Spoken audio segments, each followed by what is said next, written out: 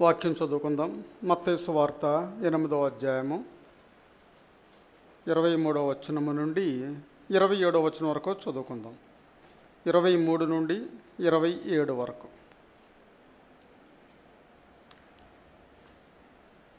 అందరూ చూడండి, పుస్తకాలు తెరవండి అందరూ మీ బైబిళ్ళు. ఆయన దోణి ఎక్కినప్పుడు ఆయన శిష్యులు ఆయన వెంట వెళ్ళిరి. అంతటా సముద్రము మీద తుఫాను లేచినందున ఆ దోణి అలల చేత కప్పబడెను. అప్పుడు ఆయన నిద్రించుచుండగా వారు ఆయన యొద్దకు వచ్చి, ప్రభువా, నశించిపోవచ్చున్నాము, మమ్మును రక్షించుమని చెప్పి ఆయనను లేపిరి. అందుకు ఆయన, అల్ప విశ్వాసులారా, ఎందుకు భయపడుచున్నారని వారితో చెప్పి లేచి గాలిని సముద్రమును గద్దింపగా మిక్కిలి నిమ్మళమాయను. ఆ మనుష్యులు ఆశ్చర్యపడి, ఈయన ఎట్టివాడో, ఈయనకు గాలియు సముద్రమును లోబడుచున్నవని చెప్పుకొనిరి. దేవుని నామమునకు స్తోత్రం. హల్లెలూయా. ప్రియ సహోదరి సహోదరులారా, మనం ఈ లోకంలో జీవిస్తూ ఉన్నప్పుడు ఈ జీవిత కాలంలో లేక మన విశ్వాసముతో జీవిస్తూ ఉంటాం కదా. ఆ విశ్వాసముతో జీవిస్తున్న సమయంలో తుఫాను చెలరేగుతుంది. చెలరేగిందని ఇక్కడ యేసు ప్రభువారు ఇక్కడ స్వయంగా మాట్లాడారు. ఆయన వాక్యం మనం చదివాం. జీవితంలో తుఫాను చెలరేగుతూ ఉంటుంది. తుఫాను లేకుండా ఎవరు కూడా ఉండరు.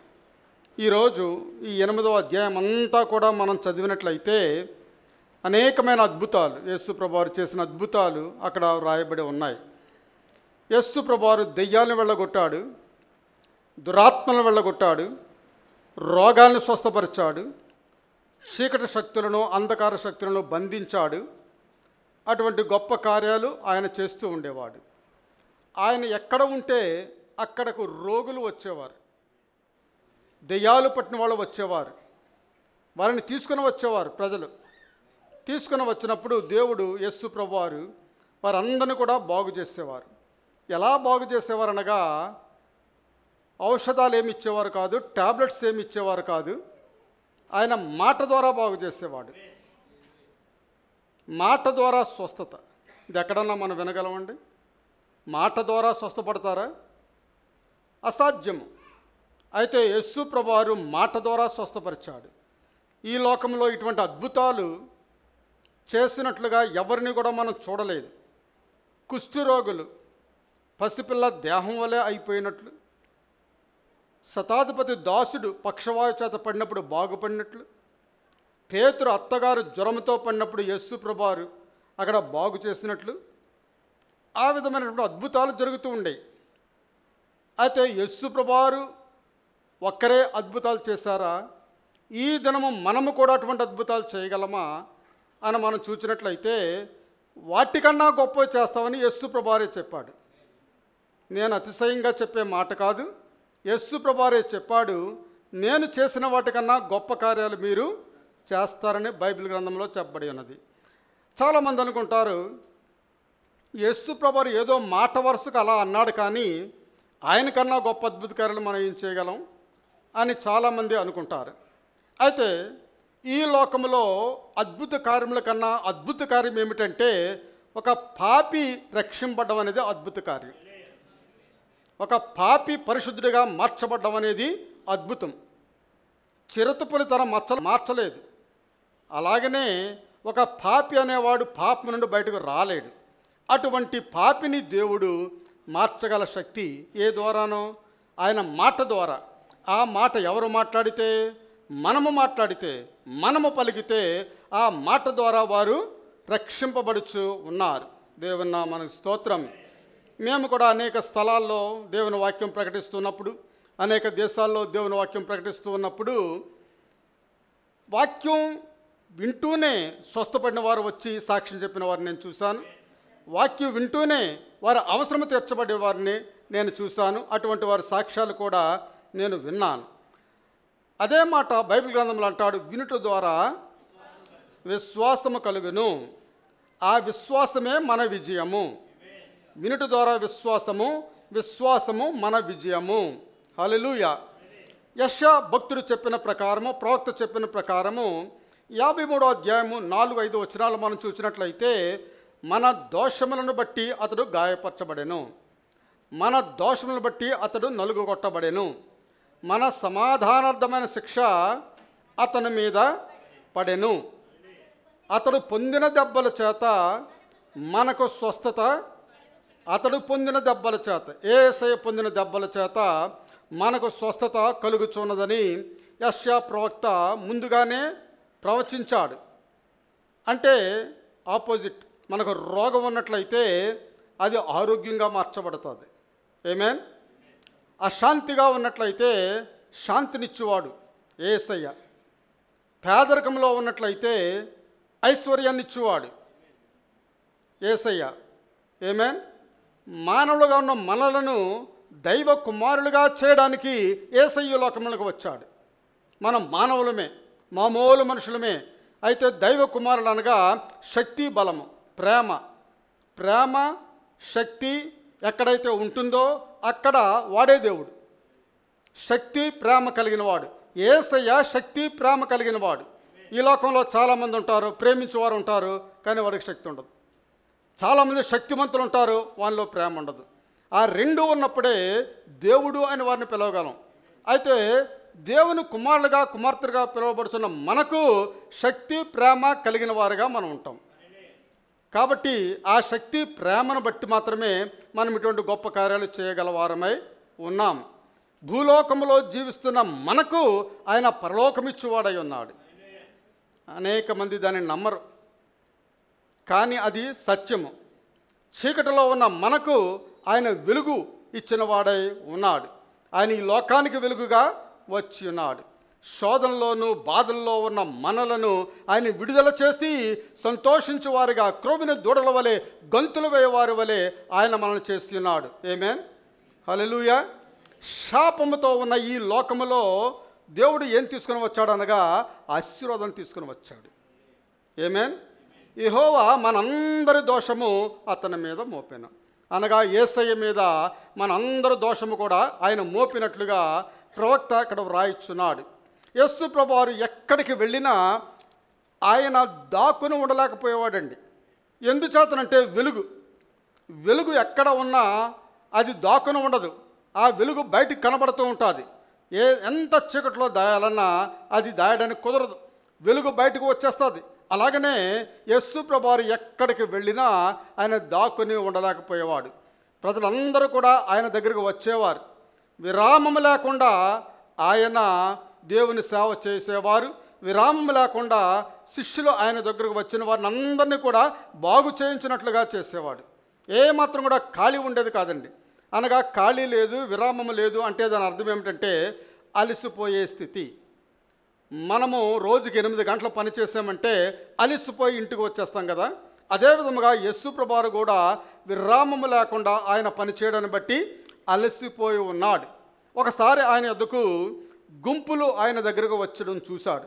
గుంపులు ఆయన యొద్దకు రావడం చూశాడు. చూసి ఆయన అన్నాడు, పడవను అవతల ఒడ్డుకు తిప్పమన్నాడు. పడవను అవతల ఒడ్డుకు తిప్పమన్నాడు. ఎందుచేతనంటే గుంపులు వస్తూ ఉన్నారు, వారి గురించి నేను ప్రార్థన చేయాలి. అందుచేత నేను అదర్ సైడ్కి నేను వెళ్ళాలి అని యేసు ప్రభువారు అనుకుంటున్నాడు. ఎందుకు వెళ్ళాలి, అవతల వైపుకి ఎందుకు వెళ్ళాలి అనగా దేవుని చిత్తము తెలుసుకోవడానికి, ప్రార్థనలో గడపడానికి నేను వెళ్ళాలి అని చెప్పి ఆయన ప్రార్థనలో గడుపుతూ ఆయన ప్రార్థనలో శక్తిని పొందుకొని మరలా వచ్చేవాడు. ప్రార్థన చేసినప్పుడే శక్తి వచ్చేది, ప్రార్థనలో గడిపినప్పుడే శక్తి వచ్చేది. మనం కూడా ప్రార్థన చేసినట్లయితే మనకు శక్తి వస్తుంది. ప్రియులారా, దేవుని నామమునకు స్తోత్రం.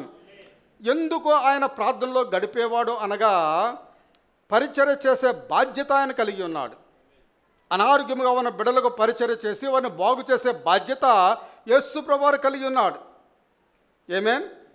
దేవుని నుండి పవర్, దేవుని నుండి శక్తి పొందుకొని ఆ శక్తి అనారోగ్యంగా ఉన్న ప్రజల మీద ఇంపార్ట్ చేసి వారిని స్వస్థపరుస్తూ ఉండేవాడు యేసు ప్రభువారు. దేవుని నామమునకు స్తోత్రం. ఆ తర్వాత దేవునికి చిత్తాన్ని తెలుసుకోవడానికి, దేవునికి ఇష్టమేమిటి, నేను ఈ దినం ఏమి చేయాలి, ఆయన చిత్తమేమిటి తెలుసుకోవడానికి ఆయన ఒంటరిగా దేవునితో గడిపేవాడు, ప్రార్థన చేస్తూ ఉండేవాడు యేసు ప్రభువారు. ఆమేన్, హల్లెలూయా. ఒక యవనస్తుడు యేసు ప్రభువారి దగ్గరికి వచ్చి, బోధకుడా, నువ్వు ఎక్కడికి వెళితే అక్కడికి నేను వచ్చేస్తాను. ఎందుచేతనంటే ఇటువంటి అద్భుతాలన్నీ కూడా చూచి మతిపోయి మనం కూడా ఇటువంటి అద్భుతాలు నేర్చుకోవాలి, ఇలాంటి ఆయనతో ఉన్నట్లయితే మనకు ఇటువంటి అద్భుతాలు చేసే శక్తి మనకు వస్తుందని ఒక యవనస్తుడు ఆయన వెనకాల పడ్డాడు.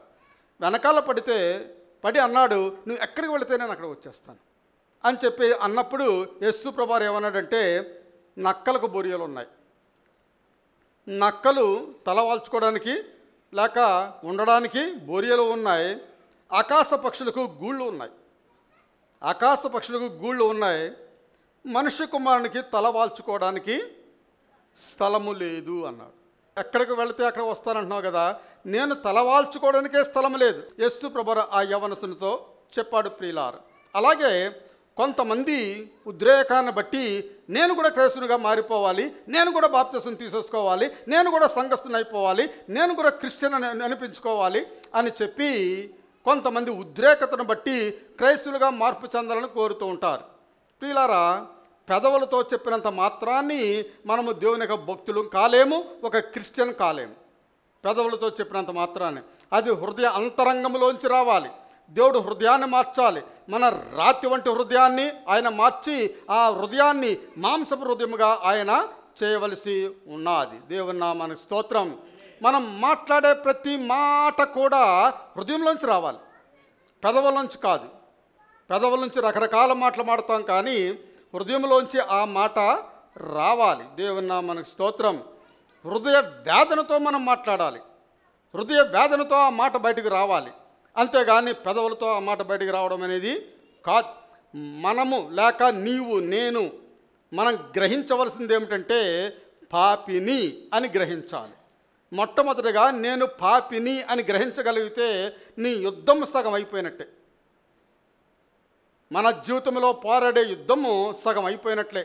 నేను పాపిని అని గ్రహించగలిగితే ఆ తరువాత మిగిలిన సగం యుద్ధం కూడా ప్రభువా నన్ను క్షమించు, నేను పాపిని అని మన పాపాల నిమిత్తమే పశ్చాత్తాపడినట్లయితే 100% యుద్ధం అయిపోయినట్టే.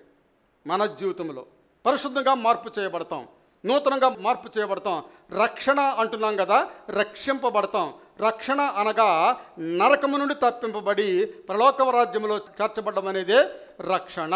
దేవుని నామానికి స్తోత్రం. చాలామంది రక్షణ పుచ్చుకుంటాం అంటారు. అది నీటి బాప్తిస్మం, అది రక్షణ కాదు. నీటి బాప్తిస్మము రక్షణ అంటారు, కానీ అది రక్షణ కాదు. రక్షణ అంటే నరకము నుండి తప్పింపబడము. ఆమేన్, హల్లెలూయా. కాబట్టి మనము భయంకరమైన పాపులమని గ్రహించి ఆ ప్రభువును మన జీవితంలో ఎప్పుడైతే చేర్చుకుంటామో అప్పుడు ఆయన మనలో ఎప్పుడైతే ఉంటాడో మనం రక్షింపబడిన వారిగా ఉంటాం. ఆమేన్. ప్రియులారా, చాలా సమయాల్లో మనం అనుకుంటాం బాప్తిసం తీసుకుంటే దేవుని యొక్క భక్తులు అయిపోతాం, క్రిస్టియన్ అయిపోతాం, రక్షింపడిపోతాం అని చాలామంది అనుకుంటూ ఉంటారు. బాప్తిసం తీసుకున్నంత మాత్రాన్ని మనం భక్తులం అయిపోమండి. అయితే యేసు ప్రభువారు ఇచ్చిన సూచన ఏమిటంటే నన్ను అంగీకరించావు అని చెప్పడానికి సూచనగా బాప్తిసం తీసుకోమన్నాడు. ఆ తర్వాత ఆదాము నుండి ఇప్పటివరకు వచ్చిన పాపాలను నమ్ముచున్నారు కాబట్టి ఆ పాపాలు పోవడానికి బాప్తిసం మనం తీసుకుంటున్నాం. ఇప్పటి నుండి మనం చేసిన పాపాలు పోవడానికి యేసే కల్వరిగిరిలో కచ్చిన రక్తము మనకు దొరుకుచున్నది. ఆ రక్తము ద్వారా ప్రతి దినము మనం కడిగి వేసుకోవాలి. ఆమేన్. ఆదాము నుండి ఇప్పటివరకు పాపాలు ఉన్నాయని మీరు నమ్ముచున్నారా? దేవుని వాక్యం చెప్తుంది ఆదాము తల్లిదండ్రులు పాపం చేయడం బట్టి ఆ పాపము అలాగ సంక్రమించిందని చెబుతుంది. మానవాళ్ళంతటూ కూడా పాపము సంక్రమించిందని చెబుతూ ఉన్నది. ప్రియులారా, దేవుని నామానికి స్తోత్రం. హల్లెలూయా. ఒక యవనస్తుడు ఎడారిలో ప్రయాణం చేస్తున్నాడంటే, ఎడారిలో ప్రయాణం చేస్తూ మంచి క్రైస్తవ యవనస్తుడు ఎడారిలో ప్రయాణం చేస్తూ ఉంటే ఆ యవనస్తుడు నడుస్తున్నంతసేపు కూడా ఆ ఎడారిలో ఇసుకలో తన అడుగులు ప్రక్కన ఇంకో 2 అడుగులు చూస్తూ ఉండేవాడంట. ఆ 2 అడుగులు కూడా ఎవరివి అనుకున్నాడంటే యేసు ప్రభువారు నాతో నడుస్తున్నాడు, దేవుడు నాతో నడుస్తున్నాడు అని చెప్పి అనుకుని చాలా హ్యాపీగా నడుచుకుంటూ వెళ్ళేవాడంట.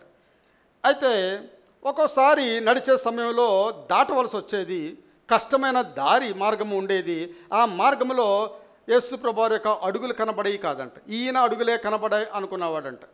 అయితే 2 అడుగులు కనబడలేదు, ఒకే అడుగు కనబడుతుంది. చూసావా, నాకు కష్టం వచ్చినప్పుడు యేసయ్య దూరం అయిపోయాడు, దేవుడు దూరం అయిపోయాడు, నన్ను కష్టంలోనే నన్నే నడవమంటున్నాడు అని చెప్పి అనుకునేవాడంట. అయితే యేసు ప్రభువు అన్నాడంట, నా కుమారుడా, ఆ అడుగులు నీవి కాదు నావి. నీ కష్టం వచ్చినప్పుడు నేను నిన్ను మోయిచున్నాను, నా భుజం మీద ఎక్కించుకొని నేను నిన్ను మోయిచున్నాను, నువ్వు భయపడవద్దు, నువ్వు దిగులు చెందవద్దు అని చెప్పి యేసయ్య తనకు చెప్పాడు. ప్రియులారా, దేవుని నామమునకు స్తోత్రం. కాబట్టి అన్నంత మాత్రాన్ని, ఆ స్టోరీ చెప్పినంత మాత్రాన్ని యేసు ప్రభువును నమ్ముకోవడం, యేసును అంగీకరించడము, లేక క్రైస్తవ్యము అంటే క్రీస్తును అంగీకరించడము అనేది గులాబీల బాట వలె మీరు అనుకోవడానికి వీలు లేదు. ఇక్కడ ఉన్నవారు ఎవ్వరు కూడా ఇది గులాబీల బాట, మంచి బాట, బెడ్ ఆఫ్ రోజెస్ అని అనుకోవడానికి వీలు లేదు. నీకు ఏ సమస్య రాదు, నీకు ఏ కష్టము రాదు, నీకు ఏ ఇబ్బంది రాదు అని బైబిల్ గ్రంథంలో ఎక్కడా కూడా చెప్పలేదు. నీకు ఇబ్బంది వస్తుంది, నీకు కష్టం వస్తుంది, నీకు సమస్య వస్తుంది, అయితే వాటి నుండి తప్పించుకునే మార్గాన్ని నేను ఏర్పాటు చేస్తానన్నాడు.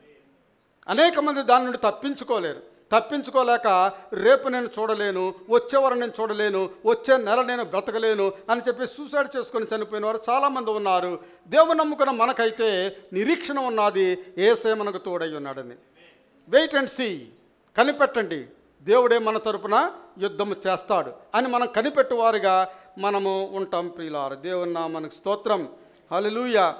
నీ హృదయం ఆయనకు సమర్పించడం గొప్ప భాగ్యం. మన హృదయం ఆయనకు సమర్పించడం అనేది గొప్ప విషయం. ఈ లోకంలో డబ్బులు ఇవ్వడం కన్నా, బహుమతులు ఇవ్వడం కన్నా, పండగలు చేయడం కన్నా, రకరకాల కార్యాలు దేవుని గురించి చేయడం కన్నా మన హృదయము దేవునికి సమర్పించడం అనేది అన్నిటికన్నా గొప్ప విషయము. అన్నిటికన్నా గొప్ప విషయము మన హృదయము దేవునికి సమర్పించడము. దేవుని నామమునకు స్తోత్రం. ప్రతి నిమిషము కూడా ఆయన మనతో నడుస్తున్నాడు, మనతో ఉన్నాడు అని మనం నమ్మవలసి ఉన్నది. ఎక్కడికి వెళ్ళినా అక్కడికి ఆయన మనం వెంబడించువాడై ఉన్నాడు, ఆయన మనకు తోడుగా వచ్చేవాడై ఉన్నాడు. మనం గృహంలో ఉంటే గృహంలో ఉంటాడు, ఉద్యోగానికి వెళితే ఉద్యోగంలో ఉంటాడు, వ్యాపారం పని మీద వెళితే వ్యాపారంలో ఉంటాడు, లేక ప్రయాణంలో ఉంటే ప్రయాణంలో ఉంటాడు. విమానంలో ప్రయాణం చేసినా, షిప్లో ప్రయాణం చేసినా, బస్సులో ప్రయాణం చేసినా, సైకిల్ మీద ప్రయాణం చేసినా, నడుస్తూ వెళుతున్న ఆయన మనతో ఉన్నాడు అని మనం నమ్మవలసి ఉన్నది. మనం ఒక్కళ్ళం కాదు, మన ఇద్దరం ఒక్కళ్ళం కాదు ప్రియులారా, మనం ఇద్దరం. యేసయ్య మనము, యేసయ్య నేను. కాబట్టి ఆయన నేను కలిసి ఉన్నాము అన్న సంగతి మనం గమనించవలసి ఉన్నది. ఇంకొకటి యేసు ప్రభువారి దగ్గరికి వచ్చాడు. యేసు ప్రభువారు ఏం చెప్పాడంటే, నన్ను వెంబడించాను అడిగాడు. అక్కడ యవనస్తుడిని నేను వెంబడిస్తానంటే నక్కలకు బొరియలు, ఆకాశ పక్షులు గూళ్ళు అని చెప్పి అక్కడ వాడిని వెంబడించకుండా చేశాడు. ఇక్కడ ఇంకోడిని యేసు ప్రభువారు ఏమంటున్నాడంటే, నన్ను వెంబడించంటున్నాడు. అడగకుండానే, ఆ యవనస్తుడు ఏమీ అడగలేదు, అడగకుండా నన్ను వెంబడించన్నాడు. వెంబడించంటే ఆ యవనస్తుడు అంటాడు, ముందు మా నాన్నను పాతిపెట్టిన తర్వాత అప్పుడు నేను నిన్ను వెంబడిస్తాను. అనగా మా నాన్న మా అమ్మ అందరూ చనిపోయిన తర్వాత అప్పుడు నేను వస్తాను. తండ్రి పాతి పెట్టాలంటే అది చనిపోలేదు, తండ్రి ఇంకా చనిపోలేదు. మా తండ్రి చనిపోయిన తర్వాత మా తండ్రి ముసలోడు అవ్వాలి, మా తండ్రి చనిపోవాలి, మా తండ్రిని పాతి పెట్టాలి, అప్పుడు నేను నీ దగ్గరికి వచ్చి నిన్ను వెంబడిస్తాను అని యవనస్తుడు అన్నాడు. దేవుని నామమునకు స్తోత్రం. కాబట్టి చాలా సమయం ఉంది నాకు అని అనుకుంటున్నాడు, చాలా సమయం ఉందని అనుకుంటాడు. ప్రియులారా, యేసు ప్రభువాన్ని అంగీకరించాలంటే ఆయన అంటున్నాడు, this is the acceptable time.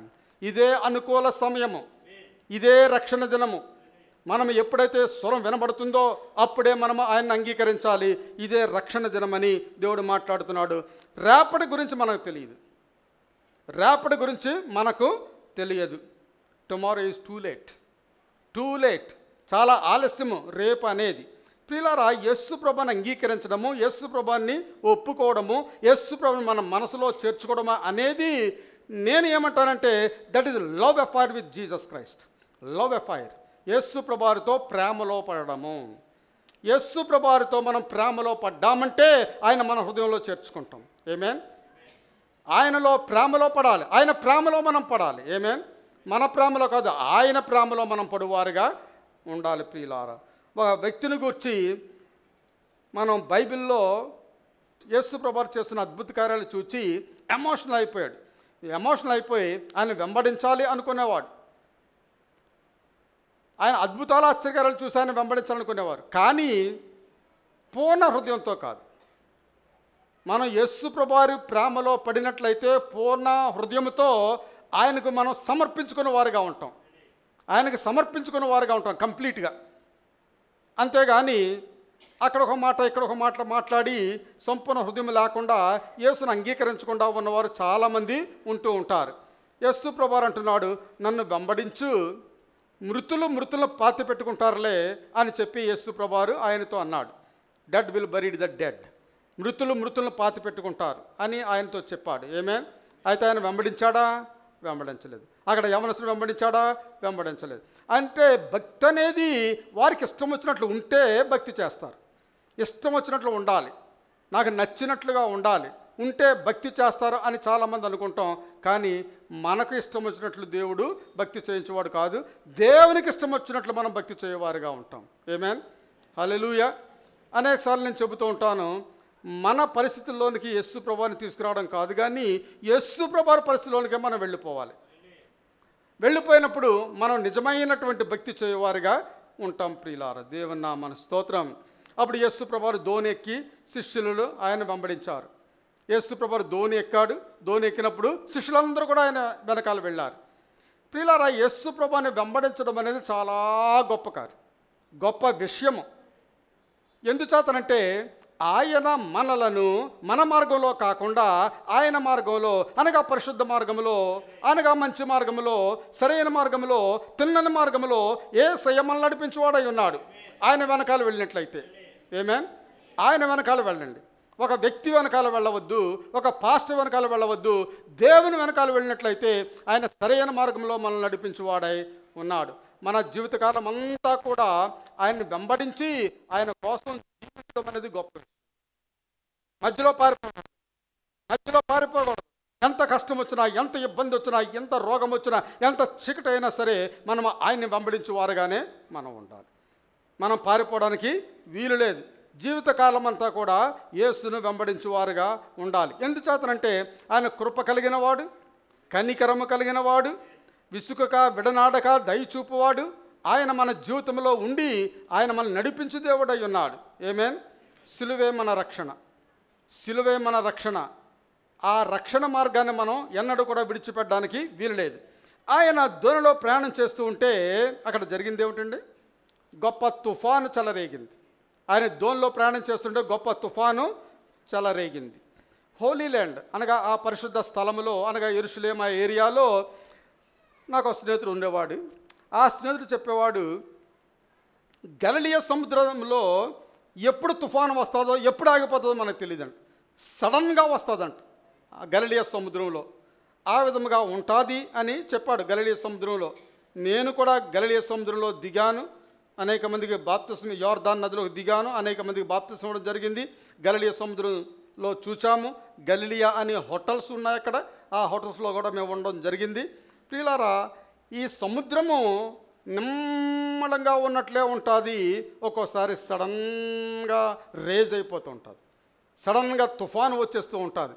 దోణులు పడవలు, చిన్న చిన్న పడవలు అవన్నీ కూడా మునిగిపోయి కొట్టుకుపోవనిగా ఉంటాయి. ప్రియులారా, ఆ దోణి అలల చేత కొట్టుకొని పోతూ ఉన్నది.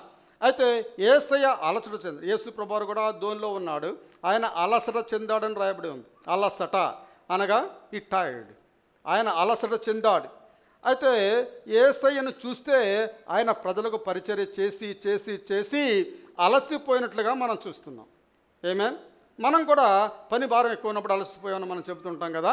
అదేవిధముగా యేసు ప్రభువు కూడా మానవ రూపంలో ఉన్న దేవుడు కాబట్టి ఆయన కూడా అలసిపోయి ఉన్నాడు. ఆయన మానవుని వలె అలసట చెందాడు, మానవుని వలె ఆకలి కొన్నాడు, మానవుని వలె దాహము కొన్నాడు. ఇవన్నీ కూడా ఆయన మానవుని వలె జరిగించినట్లుగా మనం చూస్తూ ఉన్నాము. దేవుని నామమునకు స్తోత్రం.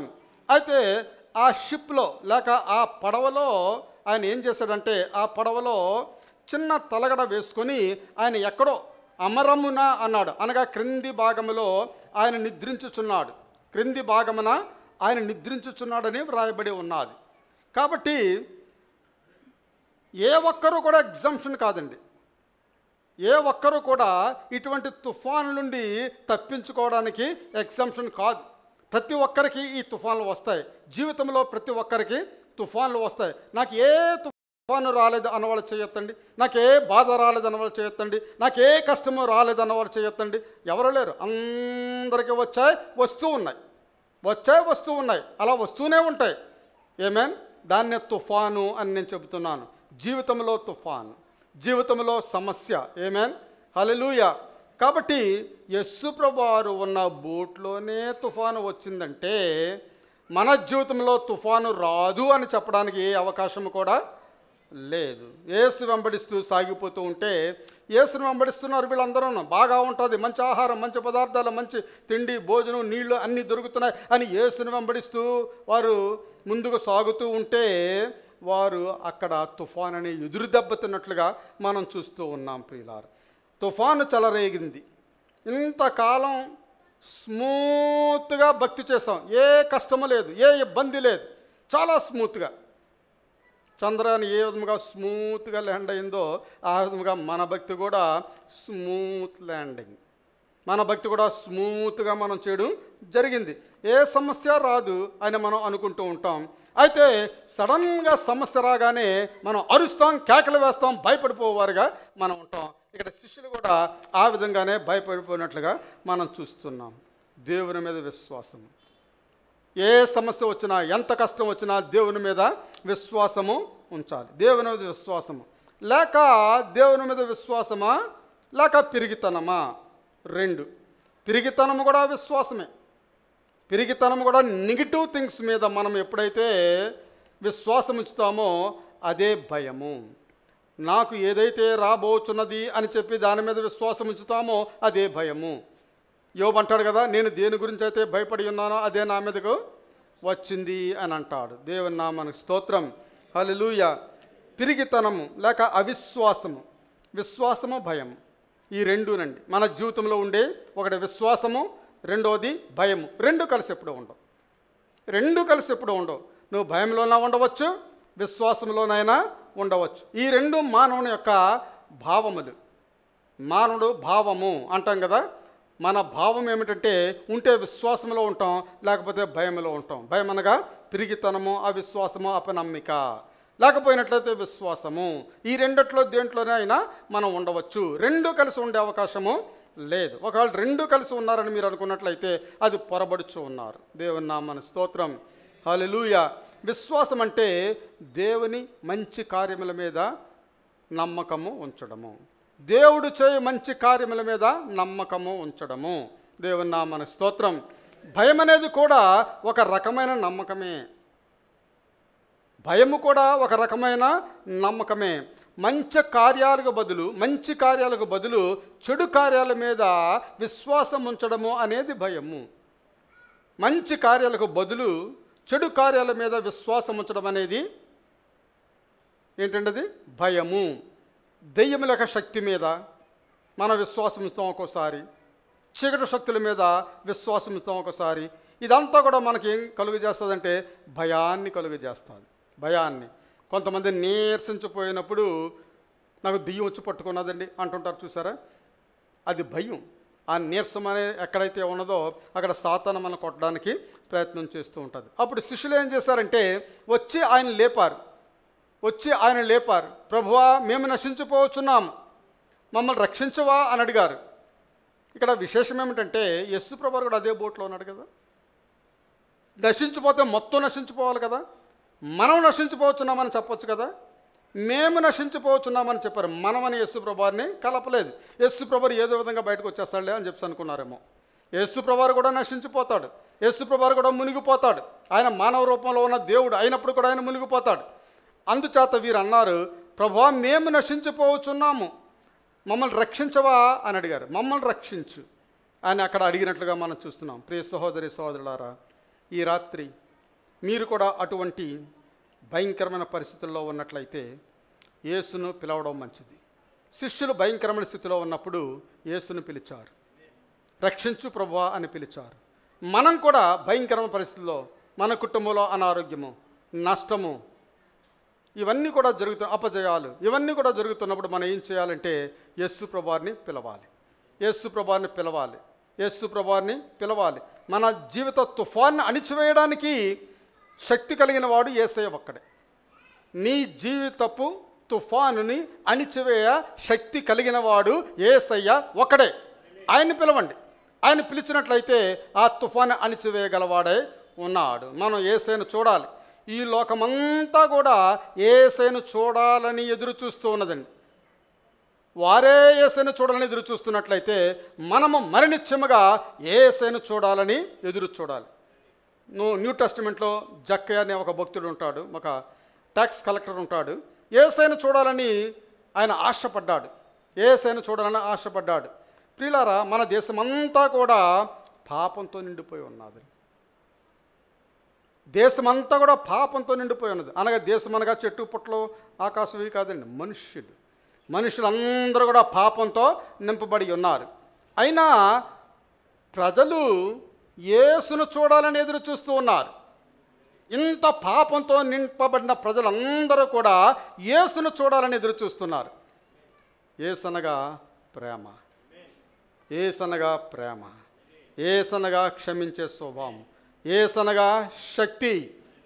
ఆ శక్తిని చూడాలని, ఆ ప్రేమను చూడాలని, ఆ కృప కనికరాన్ని చూడాలని ఈ లోకంలో జనులందరూ కూడా ఎదురు చూస్తున్నారు.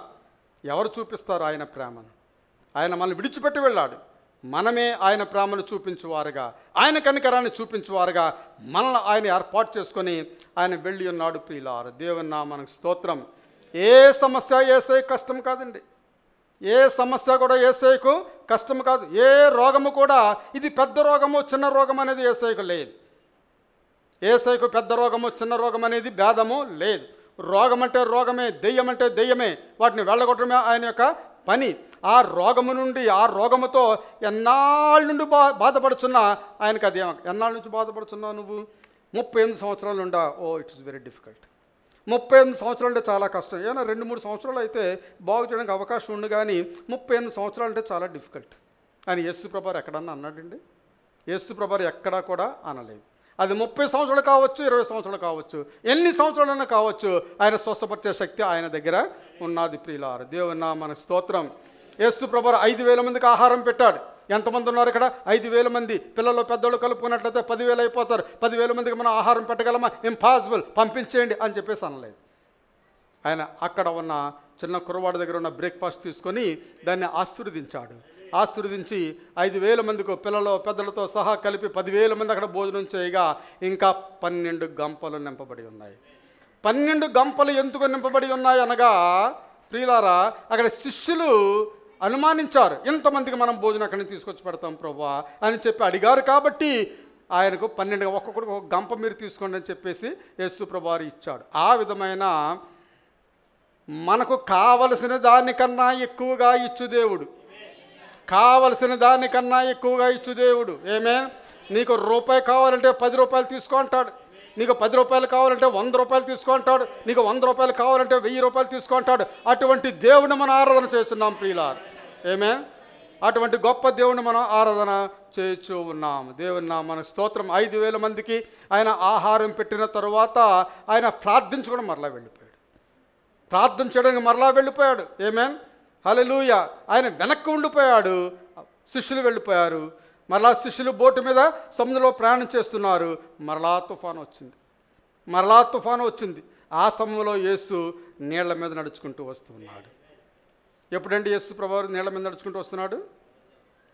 తెల్లవారుజామున 4వ జాము అనగా చాలా చీకటిగా ఉండే ఆ జాములో యేసు ప్రభువారు నడుచుకుంటూ వస్తుంటే, యేసు ప్రభువారు నీళ్ల మీద నడవడం అద్భుతం కాదు, కానీ శిష్యులు ఆయన చూడడం అనేది అద్భుతం.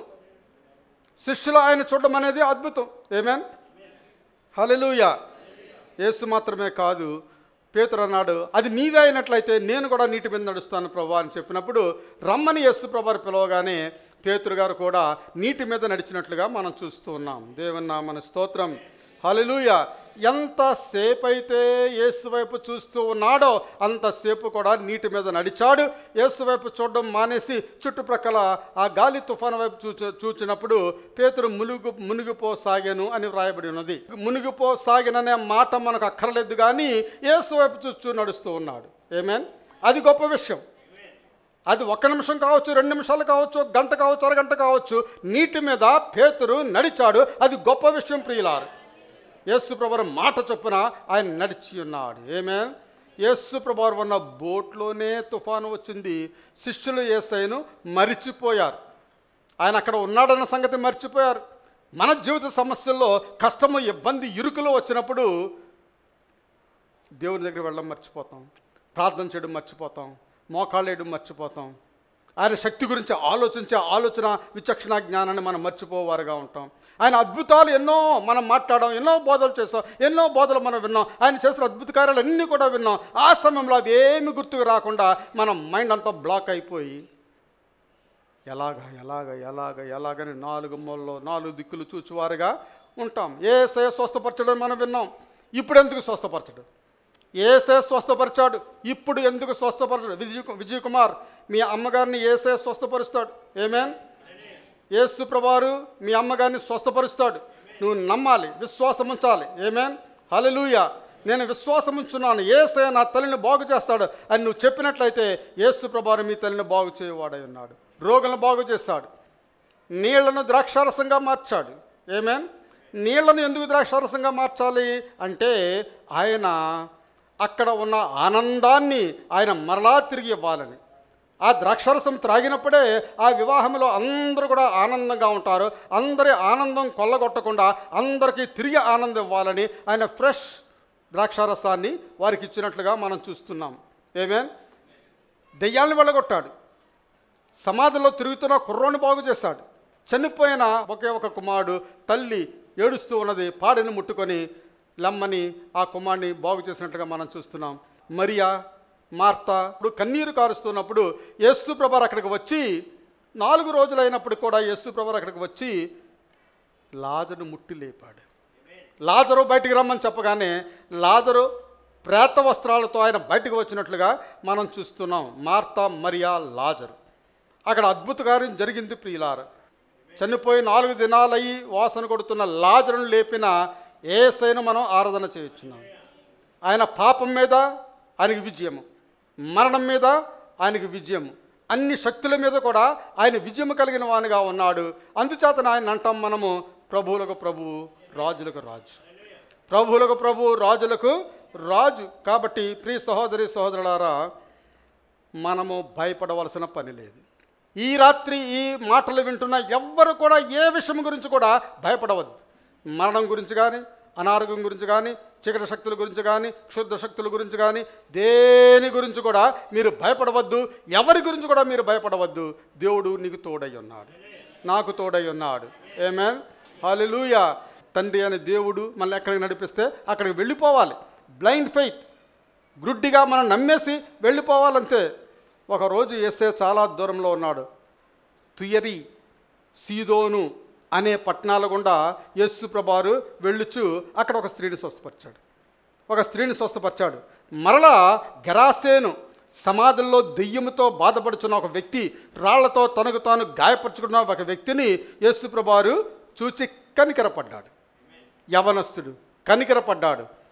నేను మణిపూర్లో ఉన్నప్పుడు చిన్న బిడ్డలు 3 years నుండి 12 years వరకు, 3 సంవత్సరాల నుండి 12 సంవత్సరాల వరకు ఉన్న యవన బిడ్డలు వాళ్ళు చూచినప్పుడు నేను చాలా బాధపడ్డాను, చాలా కన్నీరు కార్చాను. ఎందుచేతనంటే వారికి ఏమీ తెలియదు. తల్లిదండ్రులు వెనకాల వెళ్ళిపోతున్నారు అంతే. తల్లిదండ్రులు స్కూల్కి పంపించడం లేదు, ఇంటి దగ్గర ఉంటున్నారు. ఏదో ఎవరన్నా ఇస్తే భోజనం పెడితే భోజనం తింటున్నారు. అలా ఒంటరిగా వాళ్ళు ఉంటూ ఉన్నారు. వాళ్ళ భవిష్యత్తు ఏమిటనేది వారికి తెలియడం లేదు. వాడి యొక్క సమయం అంతా కూడా వేస్ట్గా గడిచిపోతూ ఉన్నది. ఎలాగ ఆ పిల్లలు అలాగే పెరిగిపోతారా? ఎప్పటికే 4 నెలలు అయిపోయింది. సంవత్సరం కావచ్చు, 2 సంవత్సరాలు కావచ్చు. వారి జీవితంలో సంవత్సరం 2 సంవత్సరాలు కోల్పోతారా అని నేను ఆలోచించినప్పుడు నేను చాలా దుఃఖించాను. వారి గురించి నేను ప్రార్థన చేశాను. ఇక్కడ యవనస్తుడు కూడా అంతే. యవనస్తుడు దెయ్యం పట్టుకొని బాధపడుతున్నాడు, రాళ్లతో కొట్టుకుంటూ ఉన్నాడు, దిగంబరిగా ఉన్నాడు. దిగంబరి, వస్త్రాలు లేవు, వస్త్రాలు లేకుండా దిగంబరిగా ఉన్నాడు. ఎక్కడ ఉన్నాడండి? సమాధుల్లో ఉన్నాడు. ఆమేన్. మెంటల్లీ సిక్, మానసికంగా అనారోగ్యంతో ఉన్నాడు. మానసికమైన అనారోగ్యం కూడా. ఇప్పుడు అబ్రహాం చెప్పాడు సాక్ష్యం, అన్న కుమారుడు మానసిక అనారోగ్యంతో ఉన్నాడు. అదేవిధంగా వీడు కూడా మానసిక అనారోగ్యంతో ఉన్నాడు. ప్రజలందరూ కూడా ఆయన కట్టి బంధించాలని ప్రయత్నం చేశారు, కట్టి బంధించాలని ప్రయత్నం చేశారు, త్రాళ్లతో కట్టడానికి ప్రయత్నం చేశారు, ఇనుప చైన్లతో కట్టాలని ప్రయత్నం చేశారు. వాడు అరచేవాడు, భయపెట్టేవాడు, శరీరం అంతా కూడా రాళ్లతో గాయాలు చేసుకుంటూ ఉండేవాడు. అటువంటి వాడిని చూచి యేసయ్య కనికరపడ్డాడు. యవ్వనస్తుడు తన జీవితం అంతా పాడు చేసుకుంటున్నాడని యేసయ్య కనికరపడ్డాడు. ఏ డాక్టర్ కూడా బాగు చేయలేడు. అటువంటి సమయంలో యేసయ్య అతను చూచి కనికరపడ్డాడు. ప్రియ సహోదరి సహోదరులారా, మీరేమీ బాగు చేయక్కర్లేదు, అటువంటి శక్తి మీ దగ్గర లేకపోవచ్చు. కానీ అటువంటి వారిని చూచి కనికరపడి వారి గురించి మీరు ప్రార్థన చేసినట్లయితే దేవుడు స్వస్థపరుస్తాడు. కనికరపడి ప్రార్థన చేసినట్లయితే దేవుడు స్వస్థపరుస్తాడు. యేసయ్య కనికరపడ్డాడు. ప్రియులారా, దేవుని నామమునకు స్తోత్రం. యేసయ్య అతనిలో ఉన్న దెయ్యములు యేసుని గుర్తుపట్టాయి, యేసయ్యను గుర్తుపట్టాయి. ఆమేన్. అదే విధముగా మనల్ని కూడా గుర్తుపడతాయండి. చీకటి శక్తులు, అంధకార శక్తులు, దెయ్యాలు మనల్ని కూడా గుర్తుపడతాయి. యేసు రక్తం అని చెప్పగానే ఆ దెయ్యం అంటుంది, యేసు రక్తం అనవద్దు, యేసు రక్తం అనవద్దు, నేను వెళ్ళిపోతాను అని దెయ్యాలు మనతో మాట్లాడుతూ ఉంటాయి. దెయ్యాలు కూడా గుర్తుపడతాయి. ప్రియులారు, ఎందుచేత? ఆయన మనకిచ్చిన అధికారాన్ని దెయ్యాలు గుర్తిస్తాయి. ఆయన మనకిచ్చిన అధికారాన్ని దెయ్యాలు గుర్తిస్తాయి. యేసులో ఉన్న అధికారాన్ని దెయ్యాలు గుర్తించాయి. ఆమేన్, హల్లెలూయా. కాబట్టి మనం ఏ మాత్రం కూడా భయపడాల్సిన పని లేదు. వారిలో ఉన్న 5,000 దెయ్యాలు యేసు ప్రభువారి యొక్క పాదాల మీద పడ్డాయి. వాళ్ళు ఎన్ని దెయ్యాలు ఉన్నాయండి? శాన అంటున్నాడు. శాన అనగా 5,000 దెయ్యాలంటండి. అతనిని సరైన మైండ్తో యేసు ప్రభువారు చేశాడు, స్వస్థపరిచాడు. కాబట్టి ప్రియ సహోదరి సహోదరులారా, అటువంటి యేసయ్యను మనం ఆరాధన చేస్తున్నాం. యేసులో ఉన్న గొప్ప శక్తి అది. భయము, ప్రజలు భయం అనే దానితో సతమతమవుతున్నారు. భయం అనే దానితో సతమతమవుతున్నారు. ప్రజలందరూ కూడా భయం, ఏం జరుగుతుందో, ఏం జరగబోతుందో అని భయపడేవారుగా ఉన్నారు. అయితే 60%, 60% మనం అనుకునే భయాలు ఏవి కూడా జరగవు. 60%.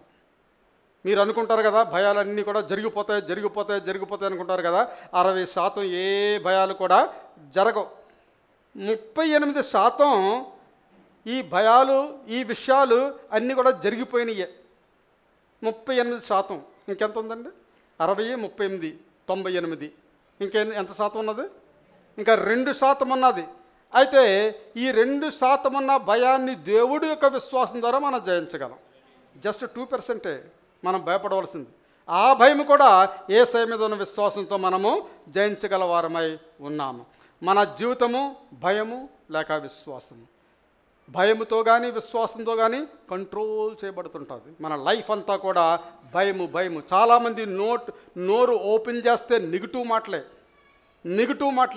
వ్యతిరేకమైన మాటలే, భయకంపితమైన మాటలే.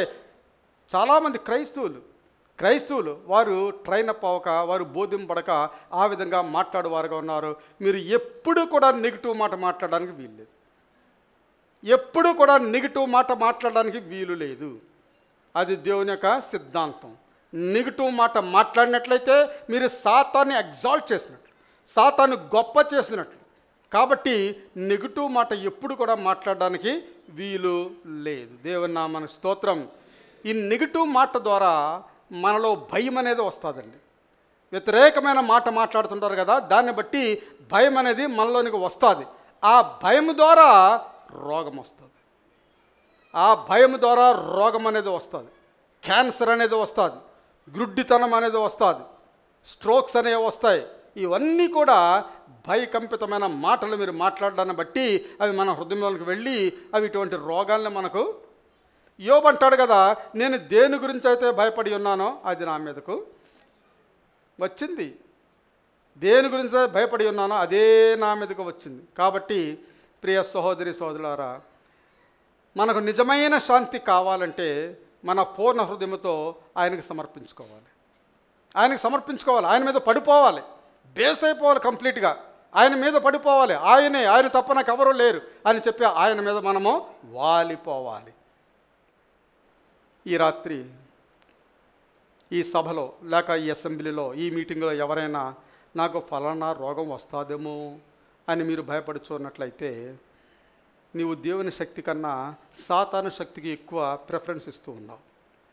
దేవుని శక్తి కన్నా సాతాను శక్తికి ఎక్కువ ప్రిఫరెన్స్ ఇస్తున్నావు అని అర్థం. నాకు వస్తుందేమో అని నువ్వు భయపడుతూ ఉన్నట్లయితే దేవుని మీద విశ్వాసం కలిగి ఉండండి. మన తుఫాన్లో ఆయన మనల్ని విడుదల చేయవాడై ఉన్నాడు. దేవుడి మాటలు దీవించును గాక. అందరూ లేచి నిలబడి దేవునికి స్తోత్రం చెల్లించుకుందాం, ప్రార్థన చేసుకుందాం. హల్లెలూయా, హల్లెలూయా.